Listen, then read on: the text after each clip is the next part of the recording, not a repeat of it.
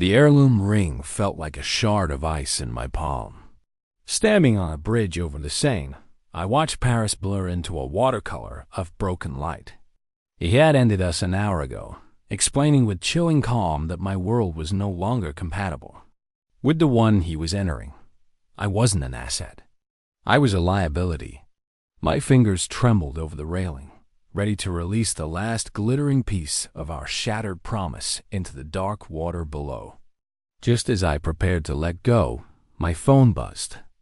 A lifeline in the night. A message from an old friend. It started with 3 words. Are you desperate? The wine in my glass wasn't even half empty when my world collapsed. The ambience of the luxurious restaurant in the heart of Paris, with the tinkling sound of a piano from the corner and the soft candlelight, suddenly felt foreign and cold.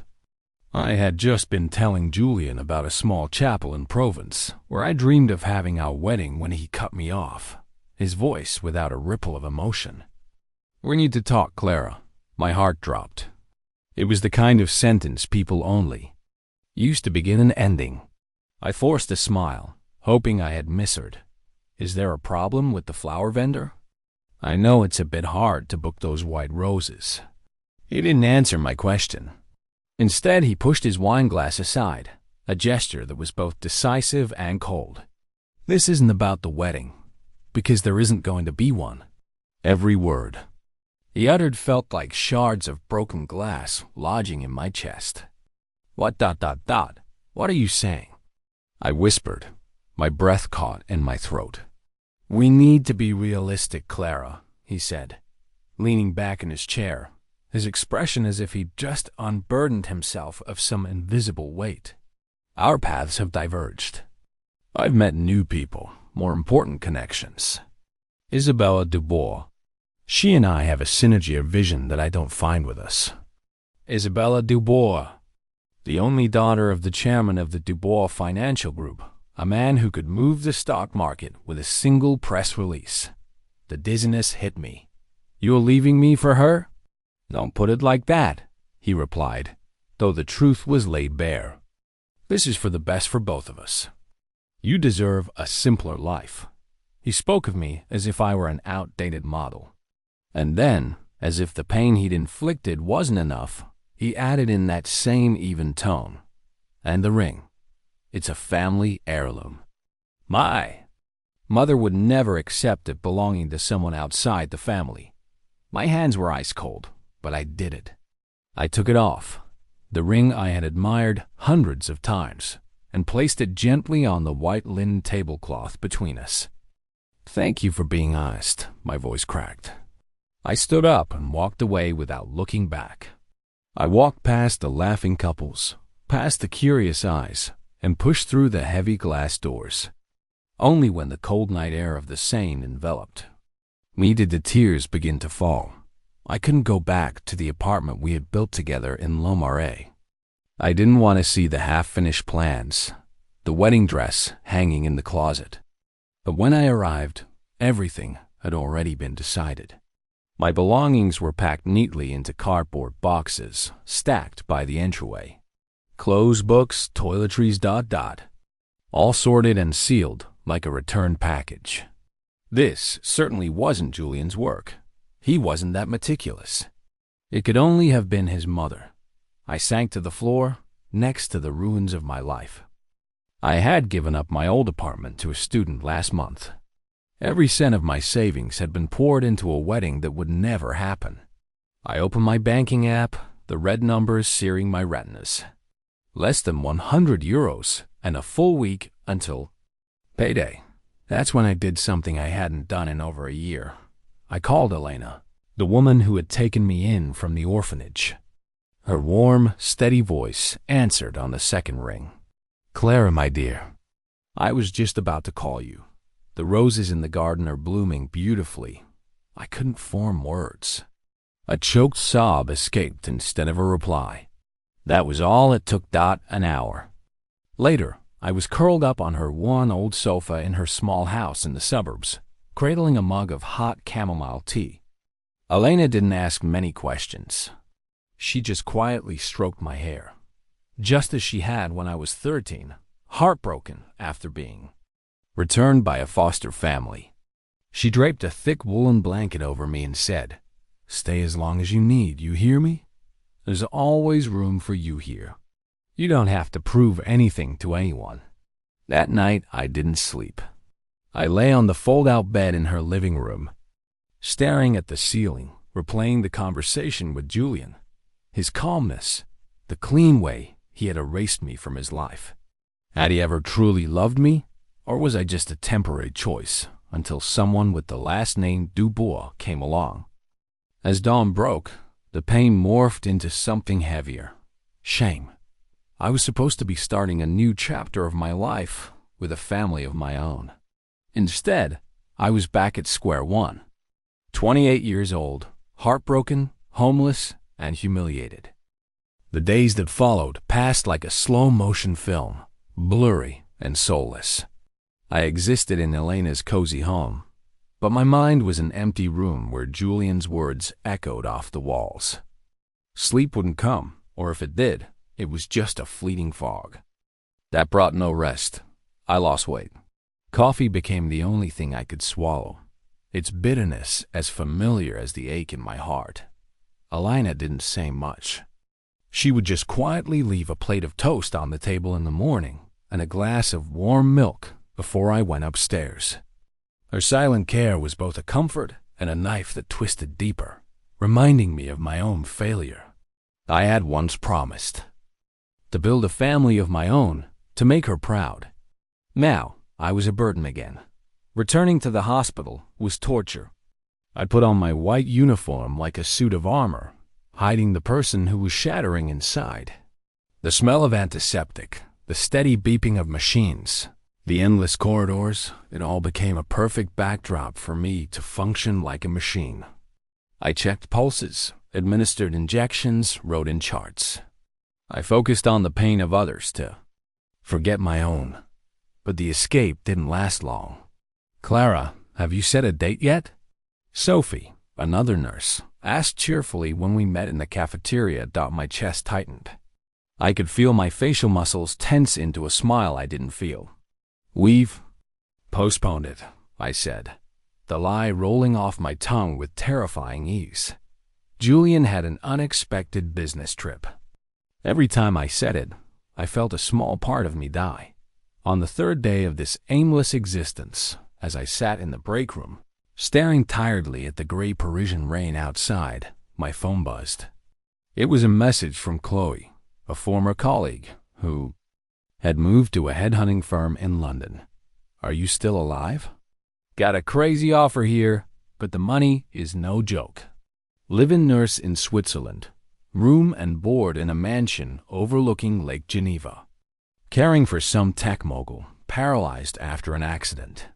Heard he's a devil to work for. The last few didn't last 2 weeks. But the starting salary is 15,000 euros a month. Are you insane enough?" I read the message again and again.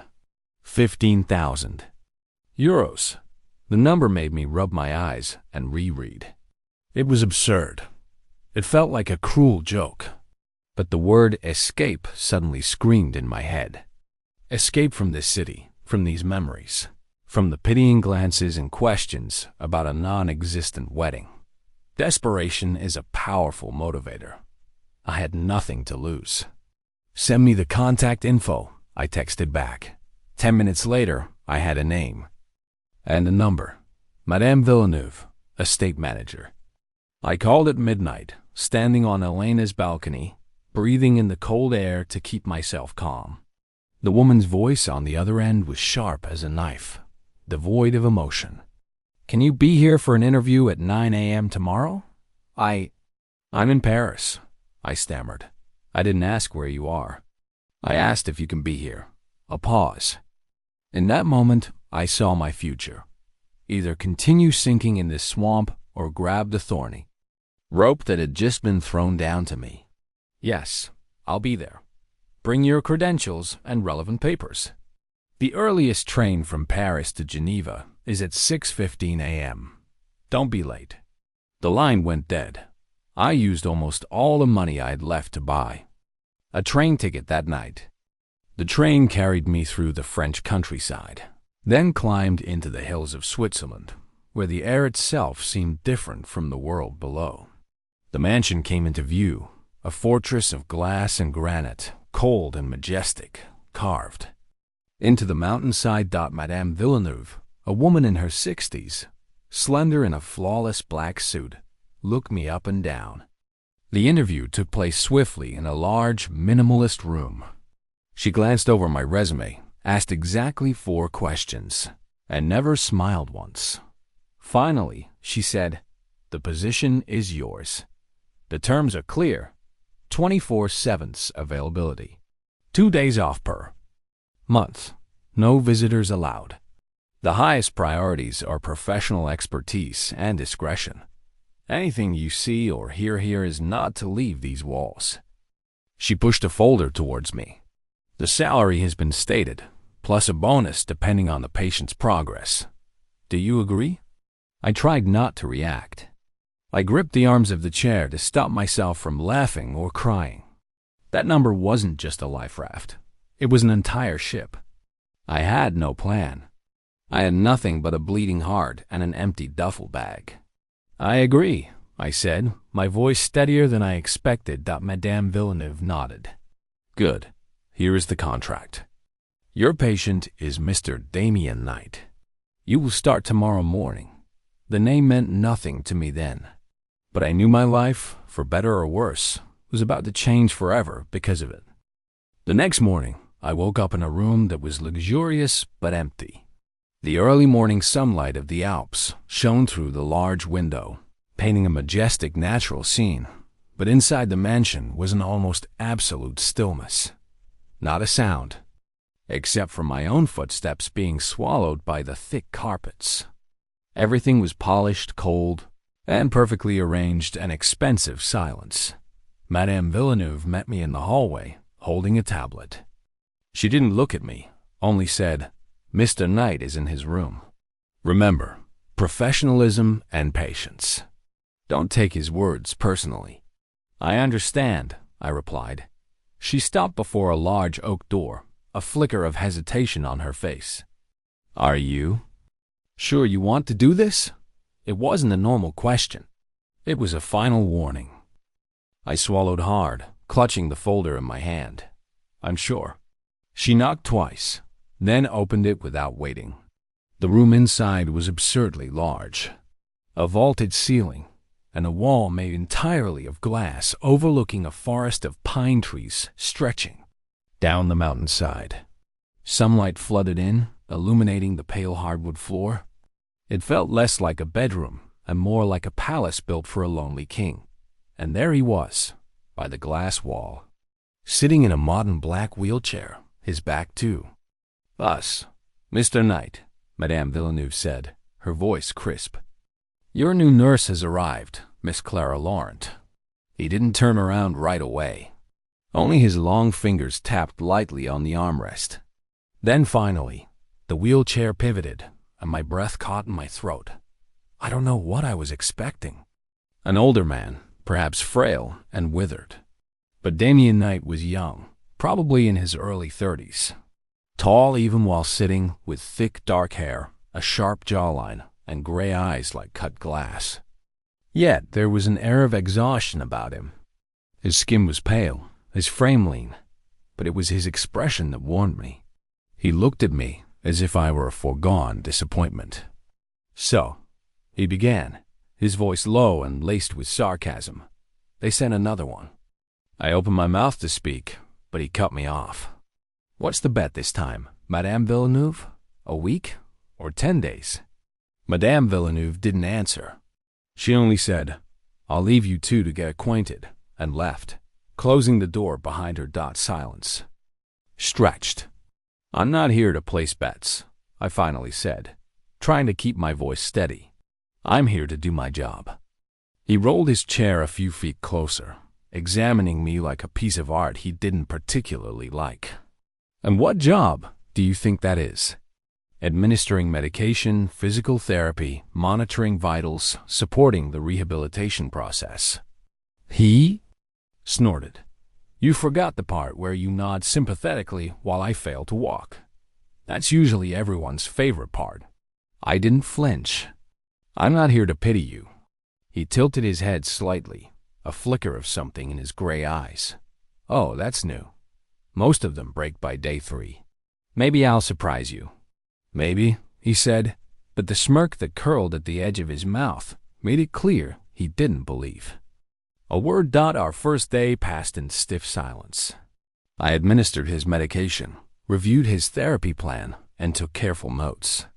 Damian kept making barbed comments, testing me, pushing me, but I didn't bite. I had worked with soldiers who had lost limbs, teenagers who screamed through every injection, mothers who wept through morphine highs. Damian Knight was not going to scare me. That evening, as I was preparing his room for the night, he spoke. Suddenly, "You're not what I expected." I looked up from the drawer. "No, you haven't asked about the accident. I figured if you wanted to tell me, you would." Another pause. Another surprise.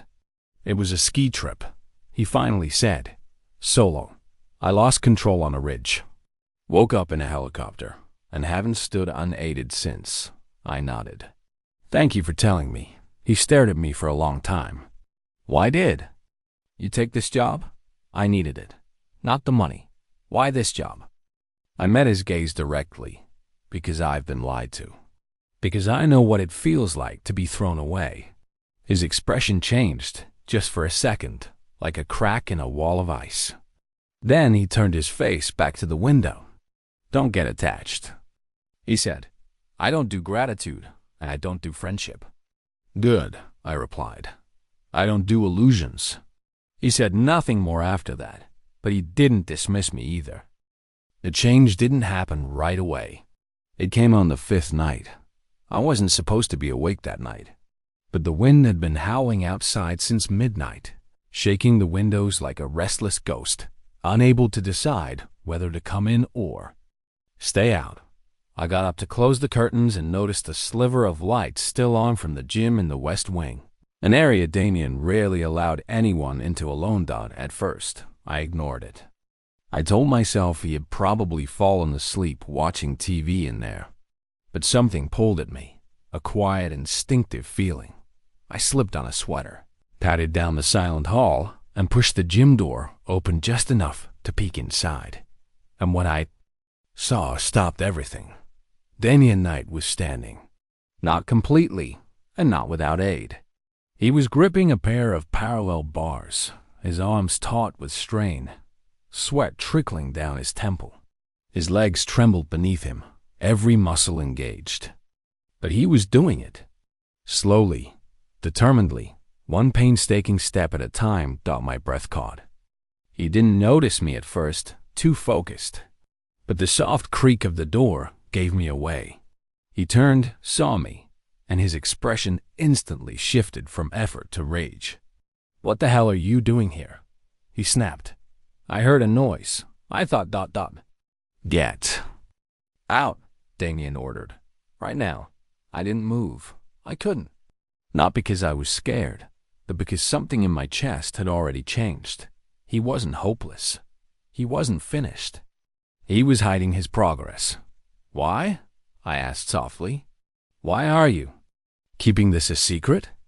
His hands clenched tighter around the bars, his knuckles white. Because the minute people see progress, they expect miracles. That's not how healing works. He laughed bitterly. "No, but it's how disappointment works.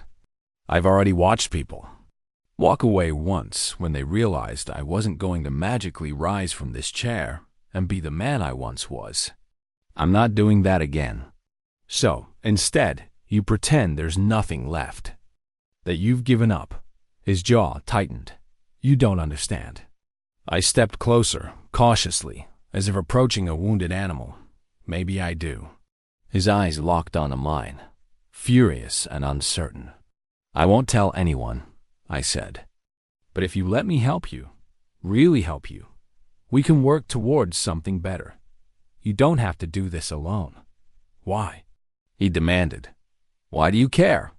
Because I know what it's like to have your future ripped away and be expected to smile through the pieces. He stared at me, breathing hard, sweat gleaming on his skin.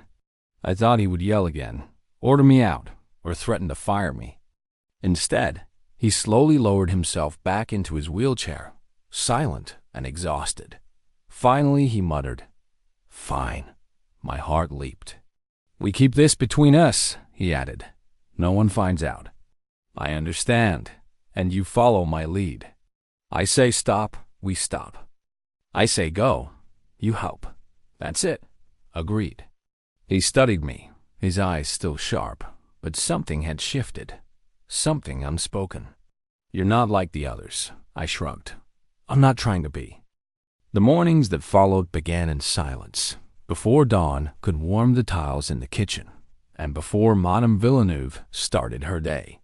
Our sessions took place in the quiet gym. Each of Damian's steps was a battle against gravity, controlled, measured, as if he were fighting with nothing but grit and muscle memory. But he did it, and I was there.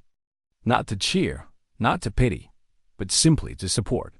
One of my hands always hovered behind his back, ready to catch a world he didn't want to fall into. There weren't many words between us, just a silent understanding and a shared goal.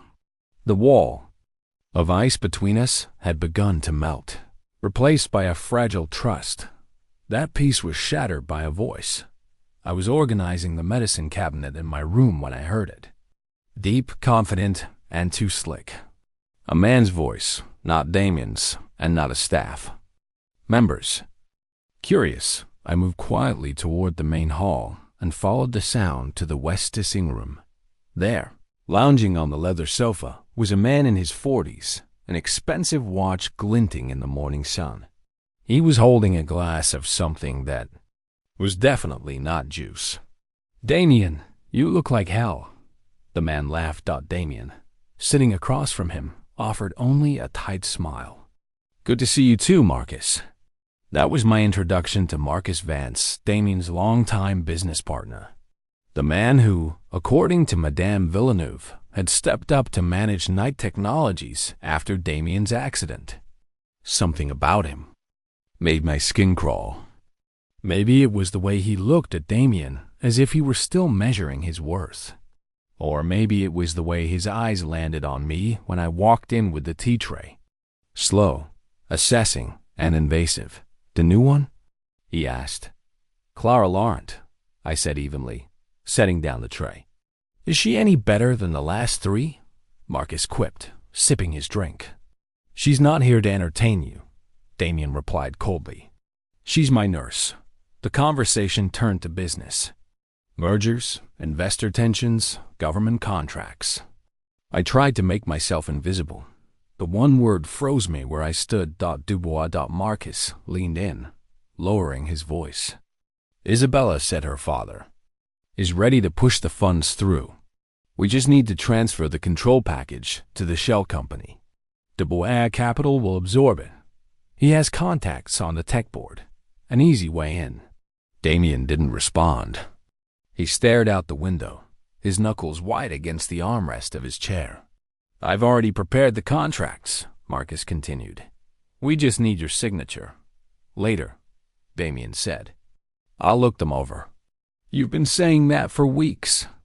"If we wait much longer, the opportunity will close." Damian didn't answer. My pulse thundered in my ears. I slipped out of the room before either of them noticed I was still standing there. Dubois. Isabella Dubois. That name still haunted me. And then it all clicked. Dubois Capital. Isabella. Marcus's push for Damian's signature. The company. They were trying to take it. To strip control while Damian was still recovering. And if Isabella was involved, then Julian, my ex-fiancé, couldn't be far behind. My chest tightened. Was this a coincidence? Or was I just a bystander caught in the crossfire of giants? That night, I couldn't keep it in. As I was helping Damian with his stretching exercises, I broke the silence. "There's something I overheard today. A company." He didn't look at me. Go on. I told him everything, verbatim. Names, phrases, tone. I even mentioned Isabella Dubois. At that, he paused. You know her. It was a statement, not a question. My ex-fiancé left me for her. He blinked slowly. Julian Moretti. I nodded, surprised. You know him? No, but I've heard the name. Through Marcus. He rolled his chair away from the wall and stared directly at me. Are you suggesting that my business partner and your ex-FINCE acute ... are collaborating on some kind of plot?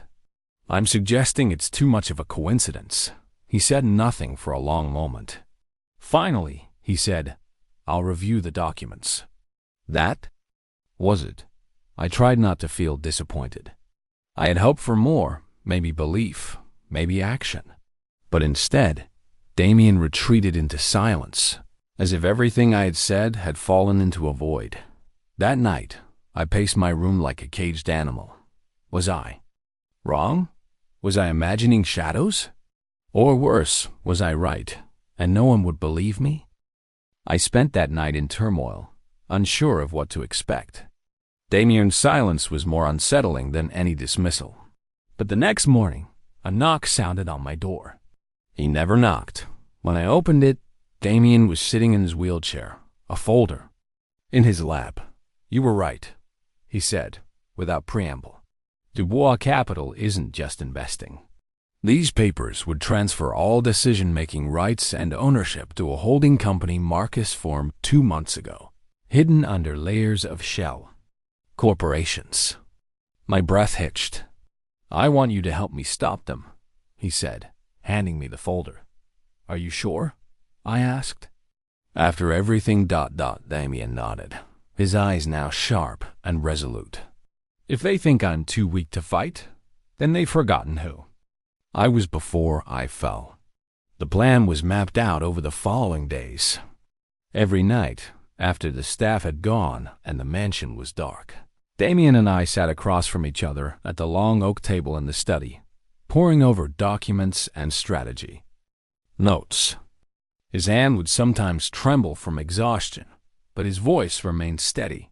He was building a war room, piece by piece, and I was his only ally within these walls. He had already contacted his private lawyer. They were gathering records, emails, contracts, and bank trails. Damian hid nothing from me, not even his own doubts. I trusted Marcus more than anyone, he said one night. He was there the day I pitched my first app. I let him speak on my behalf when I couldn't walk. And all this time, you were right to trust your gut, I told him. I was late to do it, he replied, but I won't be late again. A week later, a special meeting of the board was called. No one suspected a thing. Damian let Marcus think the signature was coming. He even thanked Marcus in an email for handling things so well. That same afternoon, he put on a suit. It was the first time I saw him in a full tailored suit, a deep navy blue, crisp and handsome in a way that made my heart slow down. His body was still weak, but there was something in the way he carried himself, proud and upright, that shifted the air in the room. He practiced walking to the conference table with a cane. Just 10 steps, then 15, then 20. I want them to see it with their own eyes, he said. On the day of the meeting, we arrived 15 minutes early. The headquarters was all glass and chrome and too much silence. Heads turned as we entered. Damian walked beside me, his jaw set, his steps measured but firm. A ripple of shock spread through the halls, like an electric current in the boardroom. Marcus sat at the head of the table. Genevieve Dubois was there too, a powerful, cold woman in a dove-gray suit. And sitting beside her was Julian. He looked smaller than I remembered, still handsome, still smug, but his polish seemed tarnished. Now, like something borrowed that didn't quite fit. When Damian walked into the room, cane in hand, the silence snapped.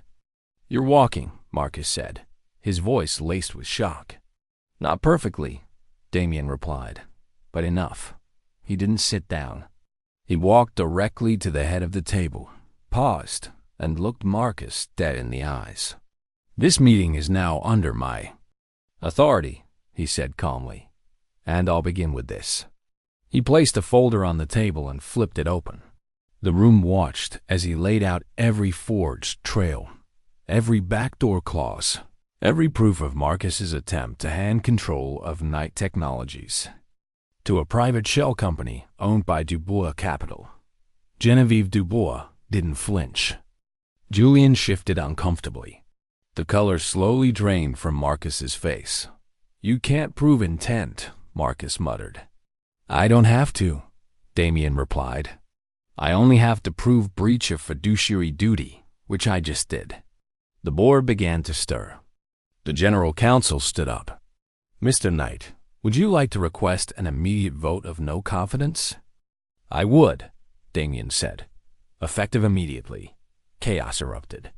Genevieve rose first, her heels clicking on the floor like gunshots. "You don't know who you're messing with, Damian." "Oh, I do," he said softly. "A woman who hides behind her father's name and a man who sells out everything for a shortcut." She scoffed. "And your nurse? Is she your co-founder now?" Damian turned to look at me. "She's the reason I'm standing here at all." Julian looked away. The board voted. It was unanimous. Marcus was removed. The contracts were nullified. Control reverted to Damian. When it was all over and the room had cleared out, Damian and I remained behind alone. He leaned on his cane, breathing hard, but his eyes were shining. "You did it," I whispered. "No," he said. "We did." And then, just for a second, he smiled a wide, full, and genuine smile. And I realized something I hadn't let myself believe until that moment. He wasn't the only one who had taken his first steps that day. In the weeks that followed, the mansion no longer felt like a mausoleum. The windows were often thrown open, letting the light and fresh mountain air flood the hallways. Even the garden, once dry and overgrown, was being tended to and breathed. Again, Damian still had hard days, still limped, still had to brace against the pain. But the bitterness that used to trail behind every step had begun to lift on. So had mine. The wedding that never happened. I stopped mourning it. The name I almost took, I let it go. Slowly, I began to see myself as more than just someone who had been discarded. I started reading again, running short laps on the private trail behind the house. I started laughing without guilt. Damian made it a point to cook one night a week, even though he often burned the rice and cursed at the stove as if it owed him something. I let him. I would sit on the stool at the kitchen island, my legs curled up, smiling at his frustration. It was our ritual. Small, unspoken, but ours. One night, he handed me a dish I couldn't identify and said, "If this kills you, I want it on the record." I tried a bite. "Will you leave me the company in your will?" I deadpanned. He paused. "Actually, no." I looked up. "I transferred it to a trust," he said. "One that includes you." I blinked. "What?" "I'm not giving you the company," he said gently. "But I want you to know that I've built something better with you than I ever did with anyone else. And I want you to be a part of what's next." I stared at him. "Damian." He reached into his pocket and pulled out a small black velvet box. "Before you say anything," he said quickly, "you don't have to answer today, or even this year. I know. I'm still learning how to be a person again, and I know this isn't what you signed up for." He opened the box. Inside was a ring, simple gold, with a single tiny sapphire in the middle. "But I'd like to ask anyway," he said, his voice low. "Will you consider walking this road with me? Not because I need saving, but because with you, I remember who I am." I didn't cry. I thought I might, but instead, I felt something else, something steady. A sense of arrival, as if I had walked through the darkest part of the forest and found not a castle, but a clearing, a quiet place to breathe again. I took the ring and slid it onto my finger. I'm not saying yes, I whispered, smiling. But I'm not saying no. He laughed. That sounds exactly like you. We didn't rush. There were no grand announcements, no headlines, just more mornings, more progress. He walked half a mile on his own. The following month, I passed my certification to open my own private practice. I stayed in the mansion, but it no longer felt like his. It felt like ours. As for Julian, he texted once, 2 lines, asking if I was okay. I never replied. I didn't need to, because the truth was, I had already gotten everything I was supposed to get from that heartbreak.